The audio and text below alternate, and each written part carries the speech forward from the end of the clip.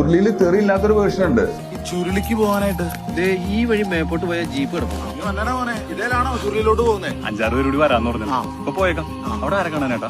Rubber കുഴിയുടെ പണിക്കാ. ഓ ചിലപ്പോ തങ്ങൻ ചേട്ടനായിരിക്കും. നമ്മക്ക് മിണ്ടിയും പറഞ്ഞാണ്ട് പോവാൻ. പാവങ്ങളാണ്, നല്ല എളിമയും മര്യാദയൊക്കെയുള്ള മനുഷ്യൻ. ഇവിടേക്ക് വന്ന് ഈ കൃഷി ജീവിക്കുന്നവരല്ലേ? ഇവൻ അറിയാണല്ലോടാ. എന്നാ ഒരു മണ്ണ കുംഭമാസായാലേ ചുമ്മാ കുഴിയും കുത്തി ചേന നട്ട് ചവറിട്ടേച്ചാണ് പോയേക്കണം. 5-6 മാസം കഴിയുമ്പോ ഒന്ന് പറിച്ചെടുക്കാം. ഇടമഴയുണ്ടേലേ വാഴയും നടാം, നല്ലതാ. ആദ്യം ദാഹിച്ചു വന്നവർക്ക് ദാഹജലം കൊടുക്കും. അപ്പോൾ കള്ളിട്ടിയല്ലേ? നമ്മുടെ തങ്ങൻ ചേട്ടൻ ഓർമ്മ കുഴി കുത്താൻ വന്നാന്നേ. നല്ല അടിച്ച് വൃത്തിയാക്കിയാൽ അടുക്കി പറക്കി വെച്ചിട്ടുണ്ട്.